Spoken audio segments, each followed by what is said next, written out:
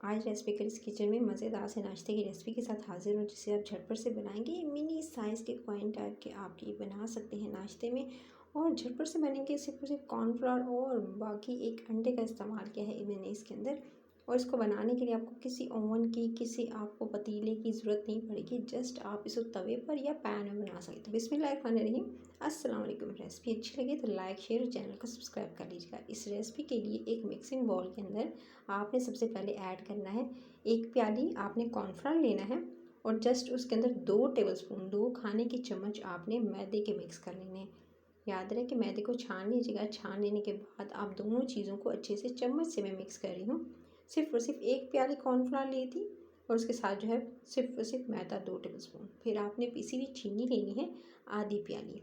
Half cup ले लेंगे, जो मेजरिंग कप होता है वो हाफ़ कप आप ले लीजिएगा पिसी हुई चीनी का, और इसके अंदर पिसी हुई चीनी को भी शामिल कर दीजिएगा और इसको भी अच्छे से आप मिक्स कर लीजिएगा।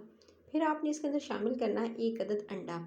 अंडे का इस्तेमाल करेंगे, ये बाइंडिंग का काम करता है। इससे आपके जो कुकीज़ हैं, जो आपके जो बनाएंगे कुकीज़ कॉइन, वो उससे क्या होगा कि वो एकदम जुड़े रहेंगे, और ये इसकी वजह से क्या होगा, वो आपको जो बैटर है वो इकट्ठा करने में प्रॉब्लम नहीं होगी। सो पहले तो सिंपल अंडे को मिक्स कर लिया, फिर इसके बाद आपने इसके अंदर हाफ़ कप जितनी चीनी उतना ही आपने इसके अंदर मक्खन पिघला हुआ शामिल करना है। अच्छा, अगर मक्खन बटर नहीं है आपके पास तो फिर आप इसकी जगह तेल का इस्तेमाल कर सकते हैं, लेकिन ज़्यादा बेटर है कि आप मक्खन का इस्तेमाल करें रूम टेम्परेचर पर, या उसको थोड़ा सा जो है वो आप गर्म करके उसे पिघला लीजिएगा। और उसके बाद आपने अच्छे से तमाम चीज़ों को, पहले मैंने स्पैचुला से इकट्ठा किया, फिर उसके बाद हाथों की मदद से अच्छे से इसको एक डो को गूंद लिया है। जिस तरह से नॉर्मली गूंदा जाता है इसी तरह डो को अच्छे से आप सेट कर लेंगे, और सेट कर लेने के बाद इसके 5 मिनट का आपने रेस्ट देना है। 5 मिनट के बाद ये देख सकते हैं अच्छे से बिल्कुल सेट हो चुकी थी डो। अब आपने इसके अंदर शामिल करने हैं तकरीबन 2 टेबलस्पून आप इसके अंदर शामिल कीजिएगा। या तो आप इसके अंदर कॉफ़ी ऐड करना चाहते हैं तो कॉफ़ी ऐड कर लें, नहीं तो आप इसके अंदर जो है वो चॉकलेट जो है वो ग्रेटेड चॉकलेट जो होती है ग्रेट करके थोड़ी सी आप इसके अंदर शामिल कर दीजिएगा। तो 2 खाने के चम्मच मैंने चॉकलेट का इस्तेमाल किया है। चॉकलेट ना हो तो फिर कॉफ़ी का इस्तेमाल कर सकते हैं। जस्ट आप 1 से 2 टेबलस्पून या टीस्पून आप ऐड कर लीजिएगा। उसके बाद इस चीज़ को भी अच्छे से मिक्स करके फिर आपने सिंपल काउंटर पे इसको थोड़ा सा, जी आप चाहें तो मैदा डस्ट कर लीजिएगा, और उसके बाद आपने बेलन से इसको 1 इंच की मोटाई तक, ये बिल्कुल बारीक नहीं बेलना है, 1 इंच की मोटाई रखते हुए आपने इसको बेल लेना है। बेलते हुए दे सकते हैं अच्छे से पूरे बैटर को बेल लीजिएगा। चाहें तो इसे हाफ मैंने हिस्सों में यानी 2 हिस्सों में डिवाइड कर लिया था। उसके बाद जो है आधा आधा करके बैटर को आपने इस तरह से बेल लेना है। बेल लेने के बाद कुकी कटर अगर आपके पास अवेलेबल है तो मिनी साइज़ के ये मैं बनाने जा रही हूँ, तो छोटे साइज़ का आप इस तरह से कटर लेंगे। नहीं है तो कोई ढक्कन ऐसा हो जो बिल्कुल छोटे साइज़ का हो, उससे भी आप काम चला सकते हैं। तो इस तरह से जो है मैं छोटे साइज़ के, और अगर थोड़े से इससे बड़े भी मैंने साइज़ के दोनों तरह के मैंने जो है वो कट किए थे, तो आपको दोनों तरह के बेक करके बताऊँगी। तो इस साइडों वाला जो हिस्सा था उसको इस तरह से जो है वो निकाल लेंगे, और उसको दोबारा से इकट्ठा करके उसको बेल लेंगे। कोई भी आपने चीज़ वेस्ट नहीं करनी है, इसको वेस्ट नहीं करना है। इसको भी मैं अभी इकट्ठा करूँगी, उसको अगेन पेड़े बनाकर इस तरह से बेल लूँगी।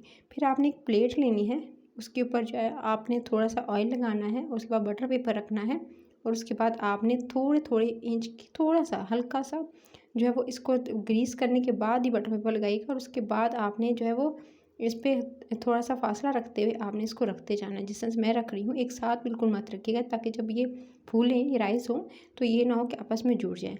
तो थोड़े थोड़े जो है फासले पर इस तरह से आपने रखते जाना है। और उसके बाद रखने के बाद सिंपल आपने तवा या आपने पैन लेना है, और उसको गर्म करना है। हल्का सा जैसे ही गर्म हो आपने इसमें एक स्टैंड रखना है, ताकि डायरेक्टली हीट ना जाए, जले नहीं।